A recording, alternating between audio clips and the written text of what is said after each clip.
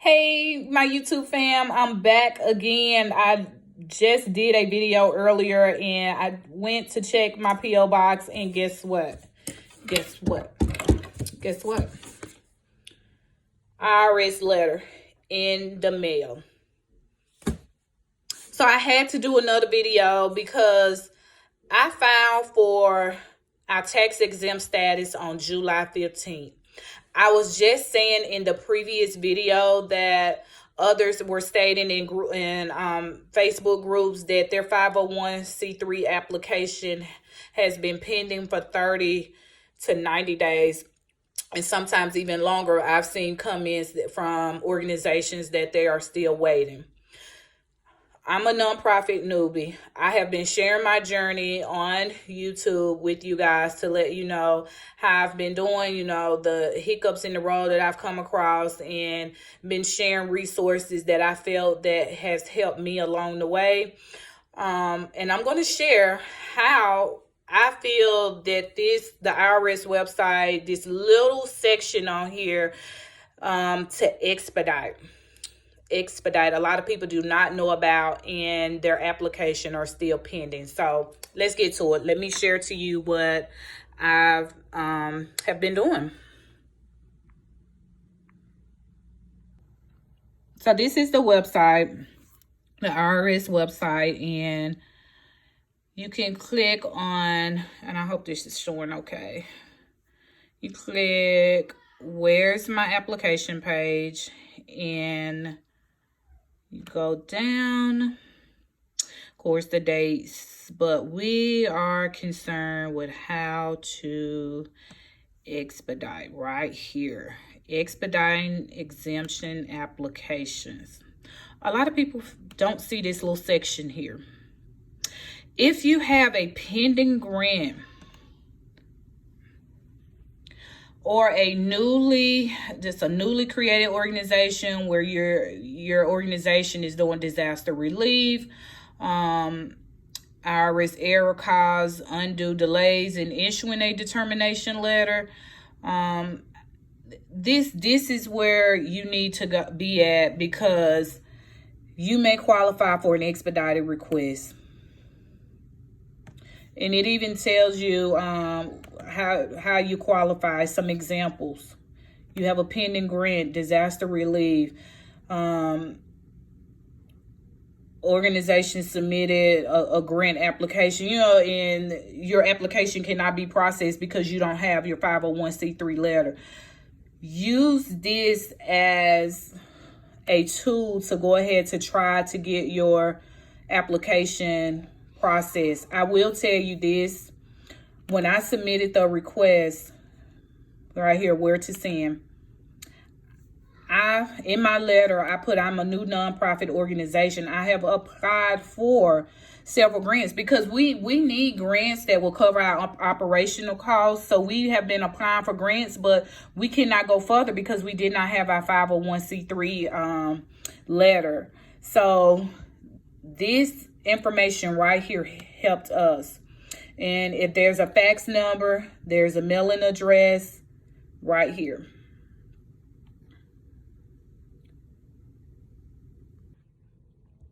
So this information that I just shared with you on expediting your 501c3 application, please check that section out. Submit your supporting documents. Please do not submit the request without having supporting documents. If a grant cannot be processed because they need the letter, take a screenshot, put a copy of that letter in with your request. If you have funds that you're saying your organization is approved for, but you have to have that letter, show your letter. The point that I'm making is you have to have supporting documents. My supporting documents that I used was from TechSoup, which is the discount services offered for nonprofit organizations. I could not do anything with TechSoup because I did not have my letter. So how can I get my website started for my organization? How can I get the discounts for the software programs for my accounting information. It's just so much I could not do because everything required the 501c3 letter from the IRS. So without any of that, I was not able to do anything. Now that I have the letter, I can go ahead and submit so we can get those discounts and we can finish submitting for our grants. But I wanted to do this video because I know so many people have asked, well, what is the process? How do you check the status?